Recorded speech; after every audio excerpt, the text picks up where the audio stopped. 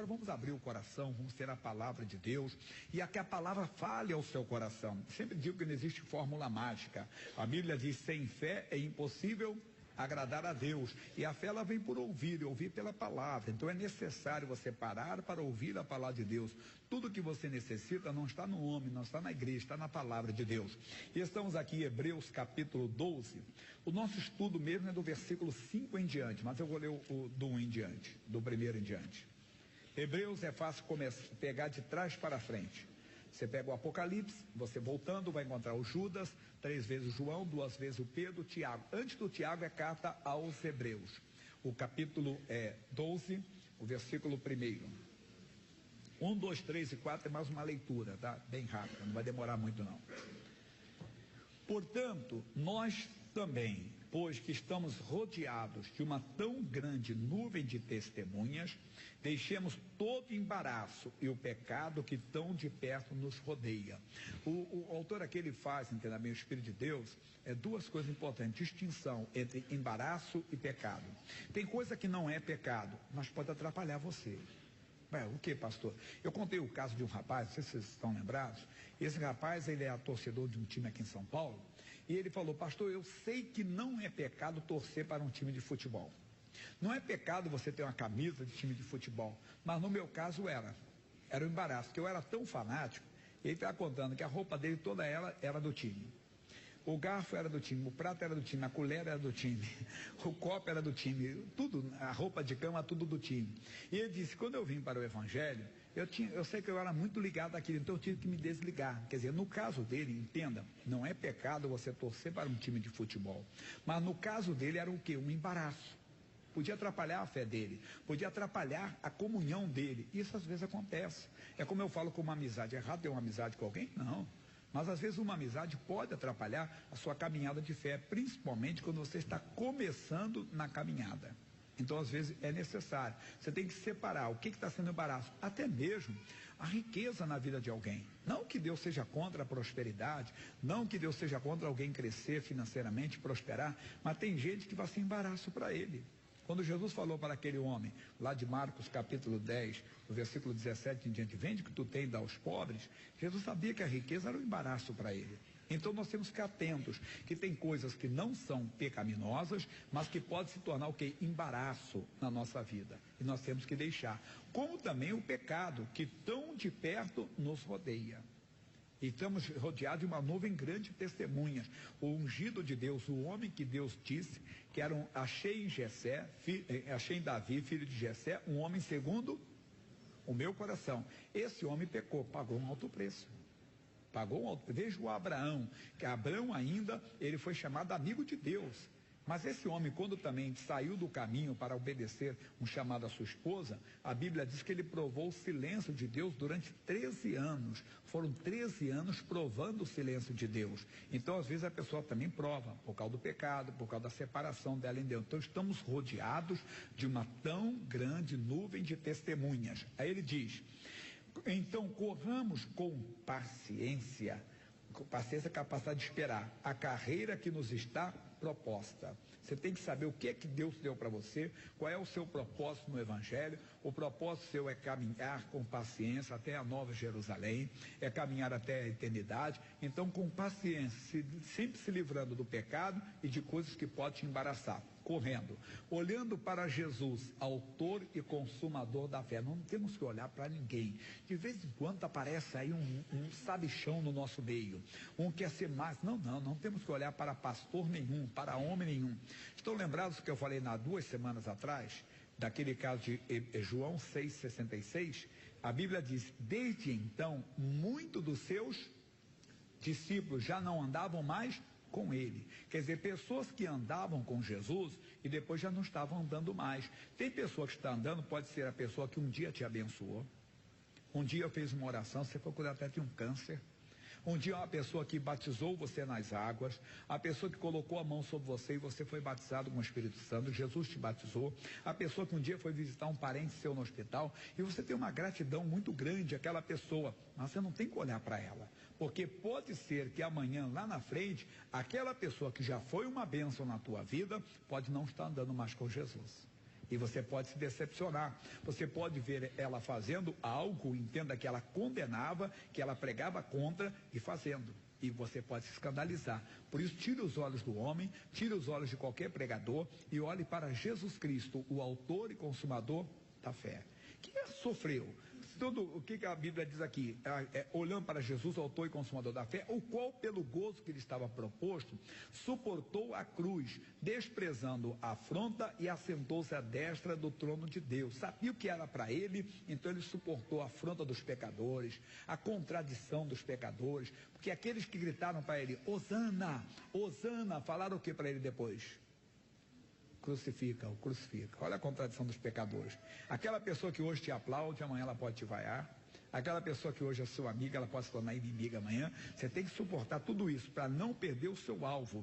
Jesus tinha um alvo, ele tinha um propósito, era libertar a humanidade. Nós temos um alvo, ser testemunhas do amor de Deus, não da condenação. Nós não temos aquele ministério de apontar o dedo para as pessoas. De vez em quando você vê isso no Evangelho. O Evangelho chega a ser até odiado, entenda, e rejeitado pela sociedade por causa de algum fanatismo, alguns fanáticos e algumas pessoas que acabam se opondo à pregação do Evangelho. Jesus não apontava o dedo para as pessoas, Jesus estendia a mão para as pessoas. É isso que nós temos que tomar cuidado para não entrarmos no ministério da condenação. Nós sempre temos que levar o ministério da salvação. Então olhe para Jesus, não olhe para homem, não olhe para ninguém, olhe para Cristo. Estou correndo que a nossa mensagem começa do 5.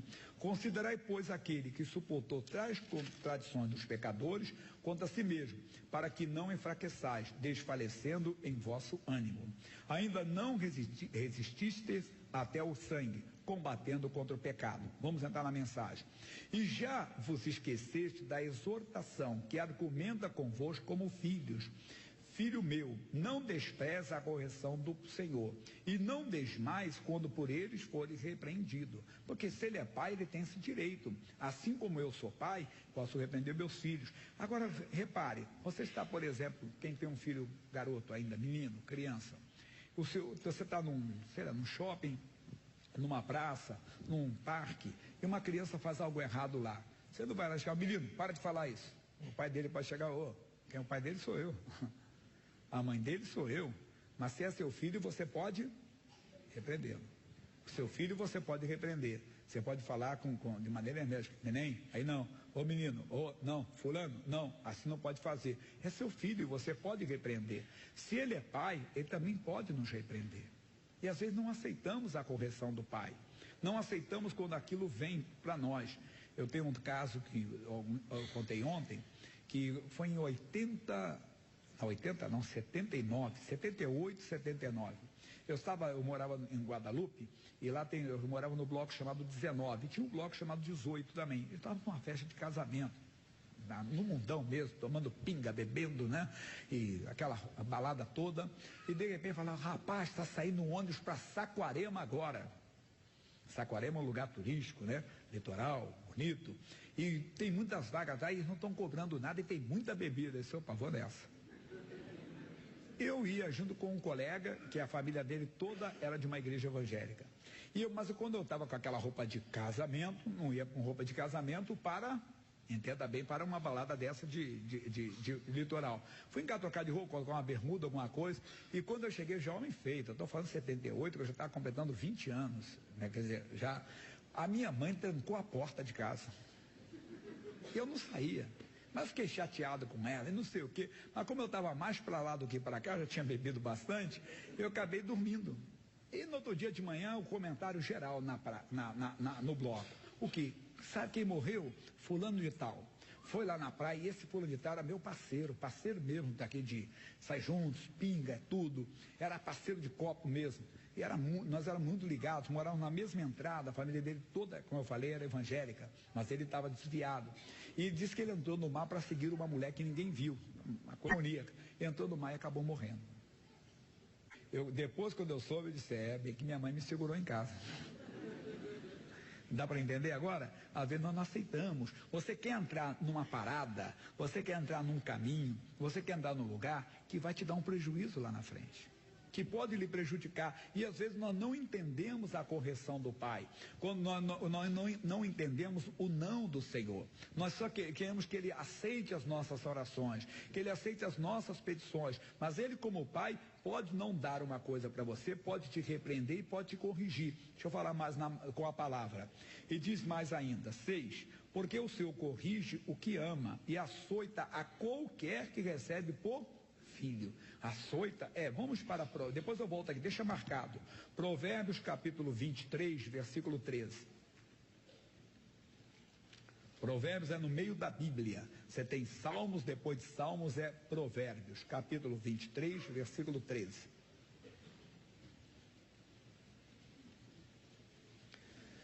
Provérbios capítulo 23, versículo 13.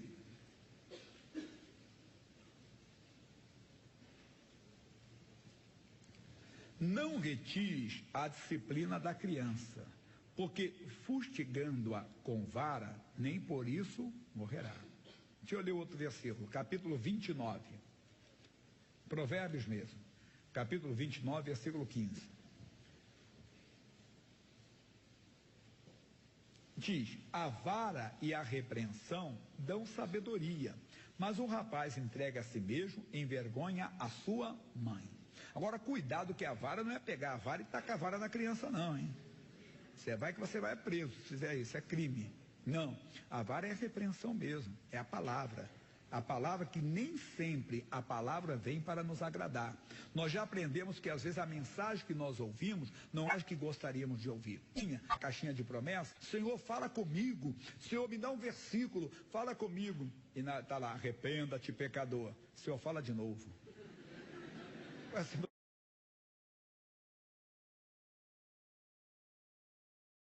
Pedir uma palavra, você não queria uma palavra dele? E às vezes a palavra, essa é a vara, é aquela palavra que você não gosta. Quem é que quer a vara nas costas? Ninguém quer tomar, puxa, de maneira alguma, e não faça isso de maneira alguma. A palavra que às vezes machuca, aquela que vai disciplinar você, porque nela está o caminho, nela está a verdade, é nela que está a vida. Não saia de maneira alguma da palavra de Deus. Vamos voltar lá, que tem mais mensagem para nós, lá em Hebreus.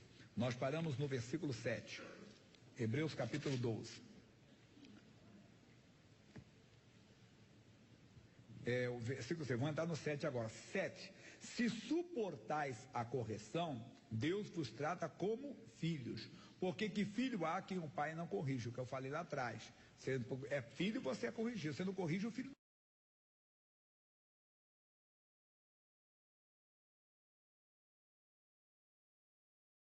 do vizinho, mas o seu você corrige. Se você é filho de Deus, ele vai te corrigir. Ele pode não dar o que você quer, Senhor, eu vou entender. Se é a direção tua, eu não vou ficar triste de uma questão.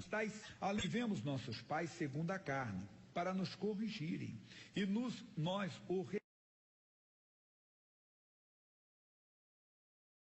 reverenciamos. Não nos sujeitamos muito mais ao Pai dos Espíritos para vivermos? Vou repetir. Além do que tivemos nossos pais segundo a carne, pais naturais, pai e mãe, para nos corrigirem. E nós o reverenciamos. Quem é que não reverencia o pai? Puxa, eu lembro do meu pai, que era durão mesmo. Meu pai era muito durão. Meu pai era aquele que só corrigia no olhar. No olhar.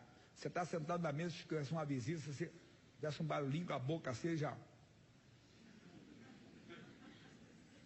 Porque tinha visita. Se não tivesse visita, era assim na hora. Nem por causa disso deixei de amar o meu pai, deixei de respeitar o meu pai. Meu pai só tem 38 anos que morreu e não deixei de admirar meu pai até hoje. Já disse um parente nosso, uma irmã, colocou a foto dele e disse, puxa, realmente. E nós vimos todos os filhos falando bem dele, apesar de ser muito enérgico, ter sido muito duro. Eu cedo morreu de acidente, mas explicando isso, que não deixei de reverenciar o meu pai, não deixei de exaltar o meu pai, as qualidades dele. Imagine o nosso Deus, que pode nos corrigir tranquilamente, mas... E ele diz, além do que ele diz, mas não nos sujeitaremos muito mais ao Pai dos Espíritos para vivermos, pois aqueles, isso aqui o versículo importante é esse, é o versículo chave, porque aqueles, na verdade, por um pouco de tempo nos corrigiam como bem lhes parecia. mas este para nosso proveito, para sermos agora participantes de quê? Da sua santidade. Então o pai natural corrige o filho para fazer o quê? Um homem de bem, um homem da sociedade, a vergonha. Qual é o pai que não tem vontade de ver o seu filho crescer profissionalmente, crescer como homem, crescer como pessoa, a mulher, né, estou falando, a pessoa, crescer como pessoa, ser humano, independente de homem ou mulher, crescer como pessoa. Quer dizer, qual é o pai que não quer? Imagine o nosso Deus. Ele quer muito mais. Só que ele tem um propósito que o pai não pode dar, nem a mãe pode dar, o que é a santidade.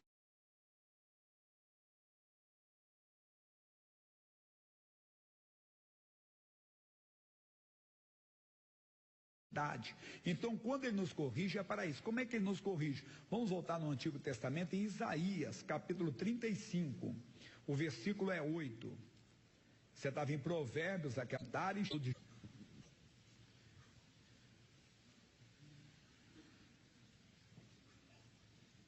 e ali haverá um alto caminho, ou uma autoestrada, conforme a tradução. Um caminho se chamará o caminho santo. O imundo não passará por ele. Mas será para quem? Para o povo de Deus. Os caminhantes, até mesmo os loucos, não errarão. Isso é para nós. Quando você sai do caminho, o Pai te corrige. E quando é que você sai do caminho? Quando você deixa de frequentar a igreja? Quando você deixa de... Não. É quando você deixa de agir de acordo com a palavra de Deus. Então, nessa hora, Deus te corrige. Como é que ele te corrige? Como ele corrigiu Abraão. Como é que ele corrigiu Abraão? Abraão provou o silêncio de Deus durante 13 anos. Leia, depois não é mensagem para agora, capítulo 16 e o início do capítulo 17. Esse homem, chamado amigo de Deus, que era assim com Deus, que andava bem com Deus, que estava na presença de Deus, ele provou o silêncio divino. Por quê? Porque ele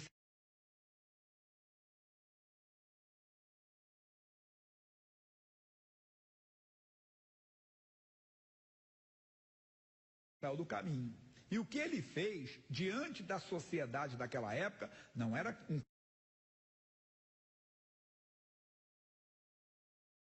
crime, não era uma coisa escandalosa. Ele foi ter um filho com a sua serva e foi permitido, aliás, foi autorizado, a coisa em que não é pecado você não tem que andar, mas que pode ser um embaraço, que pode atrapalhar a sua fé e Deus pode lhe corrigir.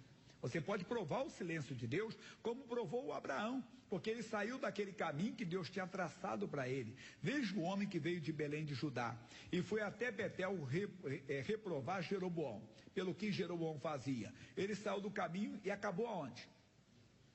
Devorado por um leão. Deus sabe o caminho. O caminho é a palavra. Nós temos que andar de acordo com a palavra. Mas, pastor Jaime, se eu estou fazendo uma coisa que não está contra a palavra, eu estou no caminho. Mas não esqueça que ele é Senhor e nós somos servos. Eu costumo dizer que às vezes tratamos o Senhor como o gênio da lâmpada. Nós esfregamos a lâmpada, o gênio vem e, meu amo, o que quer que eu faça? Não. O que queres? Nada disso. Ele é Senhor, nós somos servos. Então, mesmo que a coisa não seja pecaminosa, mesmo que a coisa não seja errada, diga, Senhor, com a tua vontade, sempre com a tua bênção. E até quando você fala, Deus, se não for do Senhor, isso atrapalha. Mas nós não oramos assim. Costumamos orar assim, Deus, não deixe nada atrapalhar. Não é? É o emprego que você está conseguindo. Conseguiu um emprego, chegou o emprego, mas eu queria esse emprego, aleluia, eu pedi para Deus, Deus está me dando. Calma, Senhor, surgiu essa porta, ela se abriu, é do Senhor, é o teu plano, se não for, o Senhor atrapalha. Mas não, geralmente nós tratamos ele como servo, ele como empregado. Senhor, não deixe nada atrapalhar, eu quero esse emprego. É aquele caso que eu falo da moça com o rapaz, eu quero essa moça, eu quero esse rapaz. Não, Deus, eu quero sim. Mas se não for, o Senhor atrapalha. Então nós saímos do caminho e ele pode nos corrigir nessa hora. Como é que ele corrige? Repito, com o silêncio dele. Não que ele vai colocar uma doença, não que ele vai colocar uma enfermidade. Então vou colocar agora um demônio na sua vida. Não, para com isso. Você não faria isso com seu filho? Ele diz que nós somos maus, sabemos dar boas coisas aos nossos filhos. Imagine o Pai Celestial. Se o filho pede pão, ele não dá pedra. Você pede um ovo, não dá mais escorpião, e quanto mais o Pai Celestial. Então não entre nessa. Ainda no 35:8, ele diz: e ali haverá um alto caminho, um caminho santo, que se chamará o caminho santo, o imundo não passará por ele, o imundo não passa. O mundo está entrando. Quem é o imundo, irmão? Pecado. O que é o imundo, irmão? Coisas do diabo. Está entrando. Mas por quê? Se eu sou de Deus, talvez não está ali. Por quê? Por quê? Por quê? Não está podendo. Veja o Jó, que era um homem temente que se desviava do mal. Mas o Jó teve uma grande falha na vida dele. O Jó disse uma coisa um certo dia. Ele disse: o que eu mais temia me aconteceu. Para nós, o Deus diz: não temas, porque eu sou contigo. Se você entrar no caminho do medo, Deus não poderá lhe proteger. Assim como você amaldiçoaria um câncer. Imagine que você descobre que tem um câncer.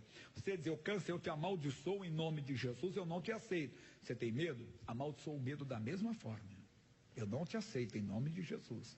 Mesmo sentindo medo, mesmo temendo, mesmo com o coração acelerado, mesmo com gente, o medo, sou não Jesus. Com medo ele fugirá de você. Você tem que fazer isso. Porque se você entra no caminho do medo, o imundo vai te pegar. Não deixe. Isso até a ciência fala, que o medo, né, o pânico, acaba trazendo outras doenças. Isso aí a ciência comprova. Então não tenha medo, não tenha. Não entre nesse caminho. Assim como não entra no caminho do pecado, não entra no caminho do medo. 9. Ali não haverá leão, nem animal feroz subirá ele, nem se achará nele, mas os remidos andarão por ele. Não é o diabo que vai andar convosco, é a palavra de Deus, a bênção de Deus.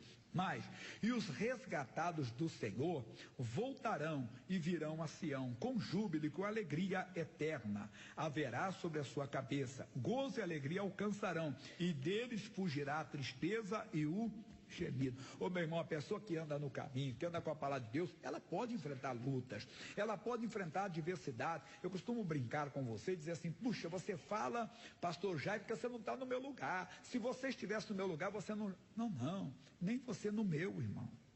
De vez em quando temos lutas, temos adversidade, temos guerras, batalhas que aparecem para tirar a nossa paz. Mas nós não podemos, porque se estamos no caminho, haverá ali alegria, haverá gozo, né? Haverá regozijo e não haverá tristeza e gemido.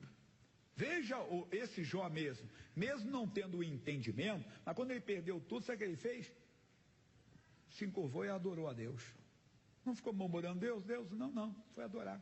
Louve, tenha essa alegria: Deus, o Senhor está eu estou no teu caminho, eu estou contigo, aconteça o que acontecer, o Senhor é a minha força, o Senhor é a minha segurança. Voltando para Hebreus para terminarmos lá. Já vamos terminar. Hebreus 12. Paramos no versículo 9. Então ele é pai, não fique chateado com ele nunca. Não consegui. O Senhor sabe de todas as coisas. Se foi falha minha, o Senhor me dê direção, porque eu não posso perder. E Deus, se for, o Senhor vai alegrar o meu coração, o Senhor vai acalmar o meu coração. É assim que faz o homem de Deus, a mulher de Deus. Paramos no versículo 9. Então, repetindo o 9, além do que tivemos nossos pais, segundo a carne, para nos corrigirem, e nós o reverenciamos. Não nos sujeitaremos muito mais ao Pai dos Espíritos para vivermos? O 10. Porque aqueles, na verdade, por um pouco de tempo, nos corrigiam como bem lhes parecia. Mas este, para nosso proveito, para sermos participantes da sua santidade. Se você não andar no caminho, se você não andar na palavra, Deus não poderá fazer você participar da santidade dele, do poder dele, das maravilhas. A santidade inclui tudo. A santidade inclui a cura, inclui o milagre, inclui a visitação do Senhor. Essa alegria que eu falei que é constante, mesmo nos momentos de adversidade. É aquilo que eu gosto de dizer: surgiu a doença, surgiu a enfermidade, você fala como Ezequias: Senhor, surgiu essa doença, surgiu esse diagnóstico, mas eu não vou temer, eu não vou me espantar, porque o Senhor é maior. Poxa, essa pessoa está no caminho, alguém falou alguma coisa, Deus, estão falando a respeito da minha pessoa, mas Deus, tem misericórdia de quem falou, e o que falaram não vai prosperar em nome de Jesus. Puxa, nós temos que ter esse caminho, nós temos que de vez em quando parar e nos examinar. Eu estou andando no caminho, eu estou caminhando com Deus verdadeiramente, eu estou andando na presença de Deus. Terminando o 11 e para outra parte. Na verdade, toda a correção ao presente não parece ser de gozo, senão de tristeza. Ninguém gosta, como na hora, eu fiquei chateado, porque cadê a chave dessa casa, cadê a chave? Não sei, eu acho que eu perdi, minha mãe fala, nem lembro, tem tantos anos. Se você não me deu a chave da casa, eu acabei dormindo, estava mais para lá do que para cá. Na hora eu fiquei chateado, porque eu não tinha chave para sair para ir para o passeio em Saquarema. Mas no outro dia, quando eu vi a notícia que o amigo estava morto, Deus me livrou do mal. A minha mãe me livrou do mal. Assim Deus faz conosco. Na hora nós ficamos chateados. Lá na frente, Deus, misericórdia. Hein? É a história do cidadão, né?